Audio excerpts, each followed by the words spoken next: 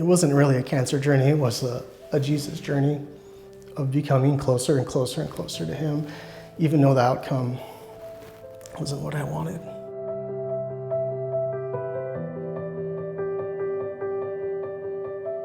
Micah introduced the new series, All Things. It really hit me hard.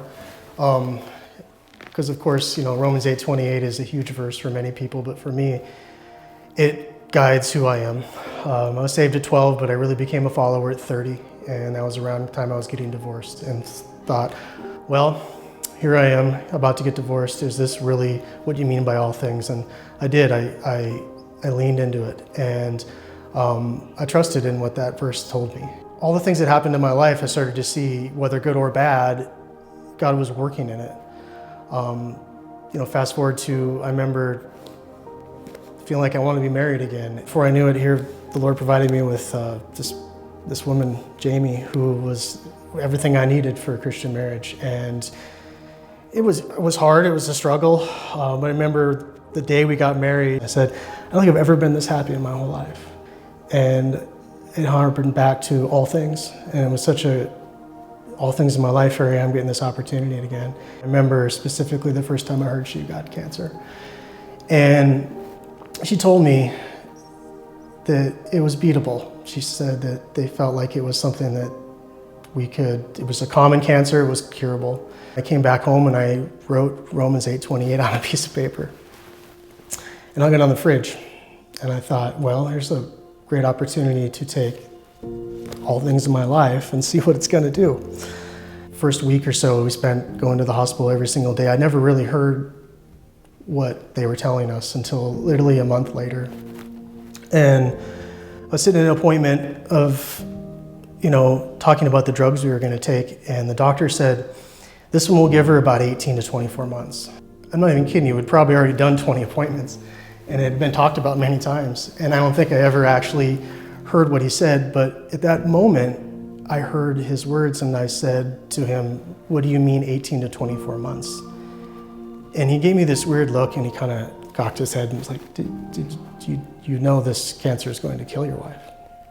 Jamie looks at me funny and I just kind of shake my head and I'm like, yeah, I knew that. Fast forward to the end of the appointment, we would always go do something fun after those appointments and kind of gather our thoughts and put together what we wanted to tell people, what was going on, and think of things we needed to be prayed about, and so on and so forth. We pulled up to the grocery store, this good food store.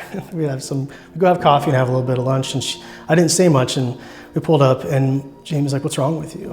And I just kind of exploded with anger. I was swearing, I was carrying on, I was really so mad at God. I was like, because it just dawned on me that, of course we prayed for a miracle, and we prayed for healing, but the fact that it'd been a month and it just took me that long to hear that the prognosis was not good and it wasn't going to be pretty and your wife is going to die. I didn't like that, to the point where I was screaming so loud, and I remember slamming this steering wheel so many times with my hand that I had bruises and it hurt. And I remember the rage was unbelievable, and when I calmed down, my wife looks at me and goes, are you done with that temper tantrum? And she started to say, do you not understand what we're facing? And I said, yeah, I think I do now. And she said, well, I need you to be right here. I need you to be with me in this. I need you to walk this with us, or walk this together. I need you to be here, and I need you to listen. And I remember thinking to myself, is this what he means by all things? How could this seriously be something for my good? It was a long journey. She fought like crazy. A lot of you are very familiar with that, the amount of pain and suffering she went through. But some people ask me, she had an amazing cancer journey. And from that point in the car when we decided that we were going to be here and present, it wasn't really a cancer journey, it was a Jesus journey of becoming closer and closer and closer to Him, even though the outcome wasn't what I wanted. And I remember the morning of the funeral, just thinking, what am I gonna say to all these people that don't know Jesus, and all these people that probably prayed that weren't even Christians?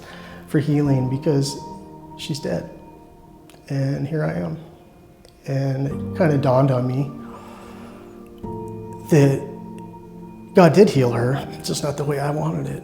And it was a kind of a weight that lifted off me, made me start the journey. It was another journey after she passed to lean into all the things that happened in my life. How was that going to be? And how was he going to be there for me? To the point now where here I am 1.5 years out since she's passed away. And I can see good in this. And I know that seems so counter-culture, counter what some people think, but I've leaned so much into God now that I think